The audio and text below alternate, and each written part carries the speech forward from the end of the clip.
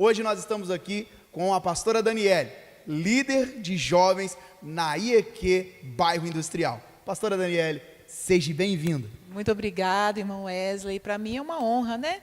Eu me sinto honrada pelo Senhor por essa oportunidade, né? Dada primeiramente por Deus, depois por você, como nosso coordenador.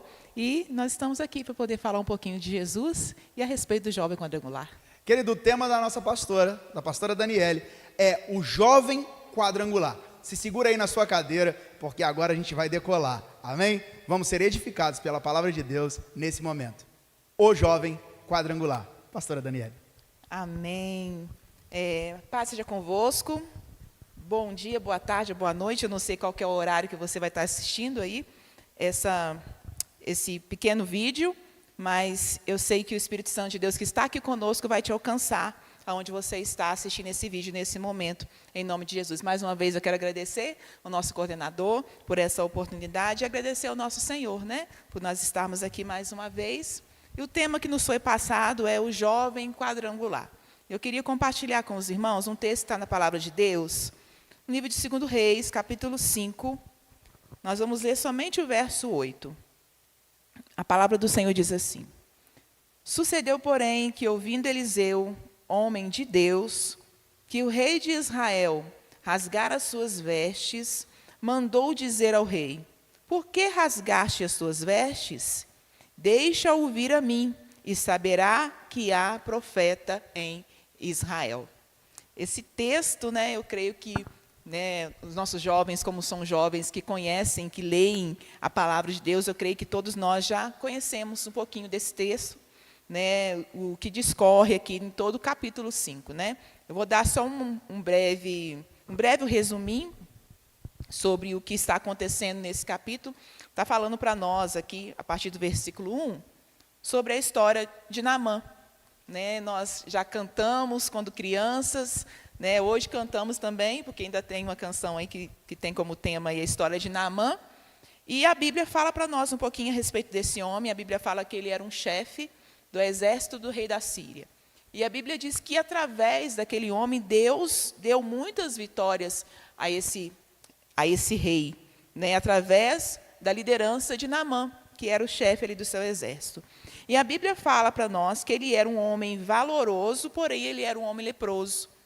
E a Bíblia vai discorrendo para nós toda a história, e a Bíblia fala que foi levado cativo uma menina para a casa de Naamã, ela servia a esposa de Naamã, e a Bíblia fala que essa menina apresentou o Deus de Israel para a esposa de Naamã.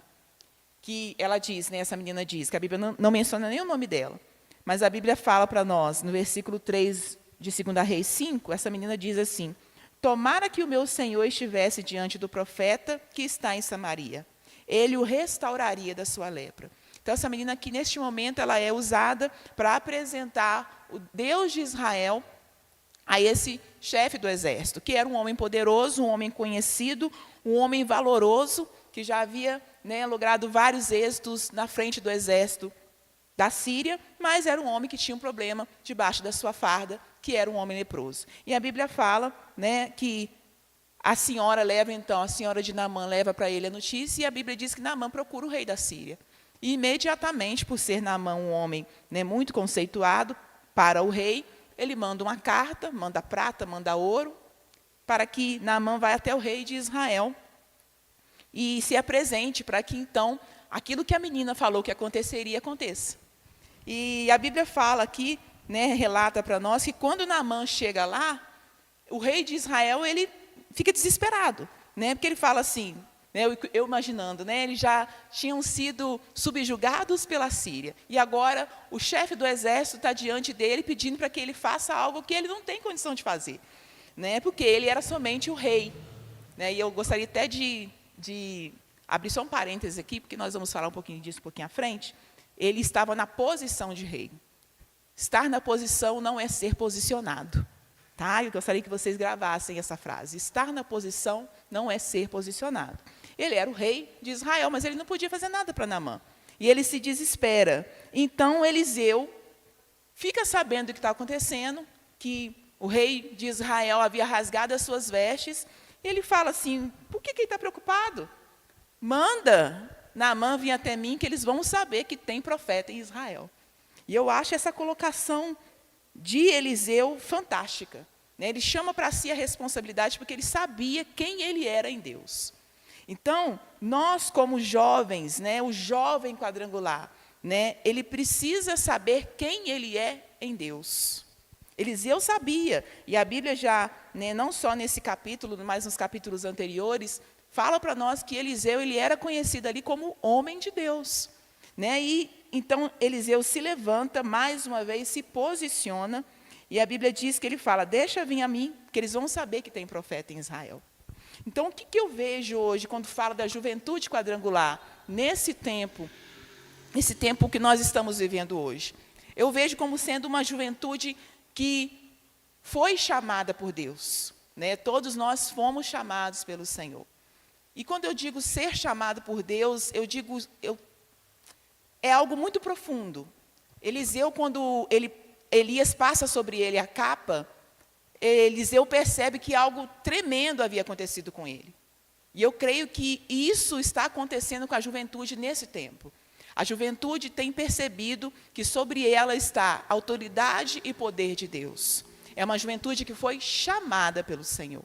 E o Deus que chamou essa juventude, assim como chamou Elias, assim como chamou Eliseu, assim como chamou tantos outros na palavra de Deus, é um chamado, Deus está nos chamando, nos lapidando a juventude quadrangular nesse tempo, para que a gente venha experimentar o Deus dos nossos pais.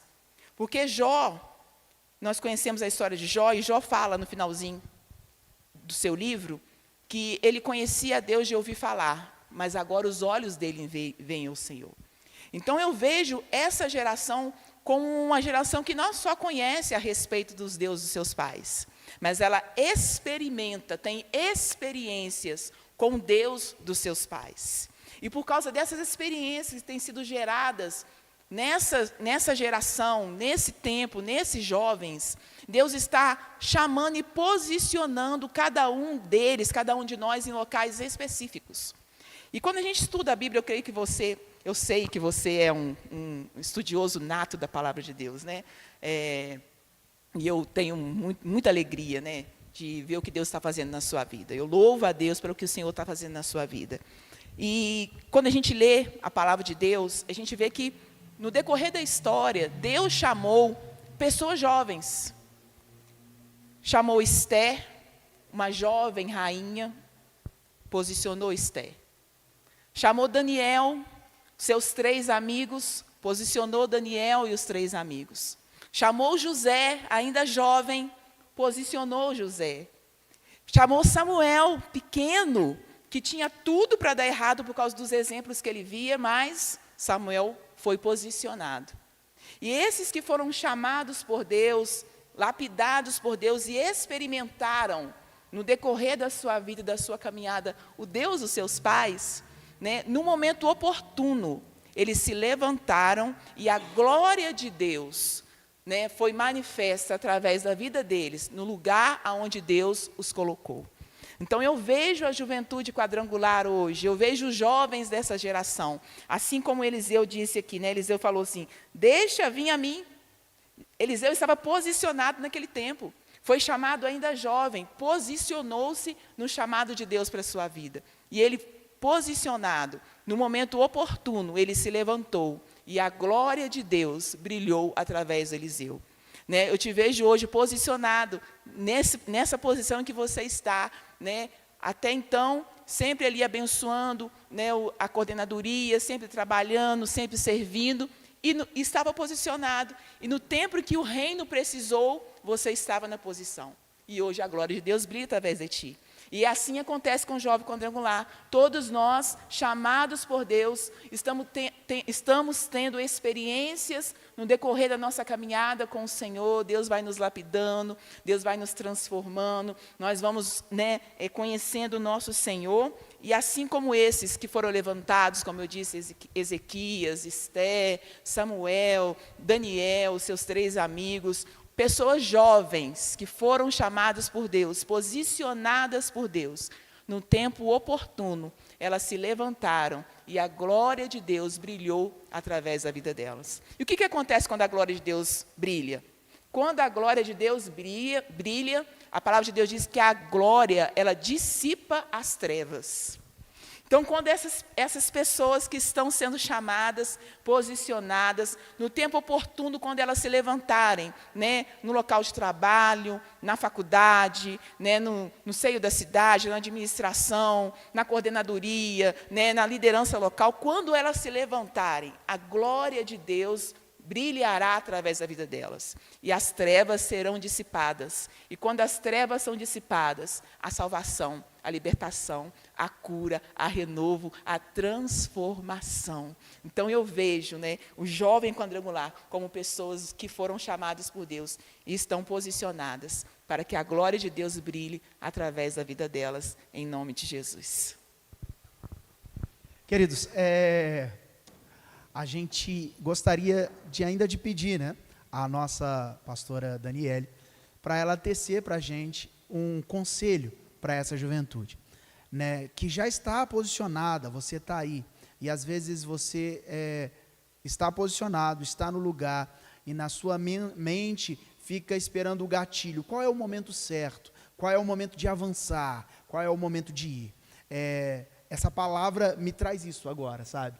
De olhar para a juventude quadrangular, agora lá no local onde ela está, da nossa primeira região, e você ser impulsionado. Eu estou no lugar, eu sou juventude quadrangular, o que fazer agora?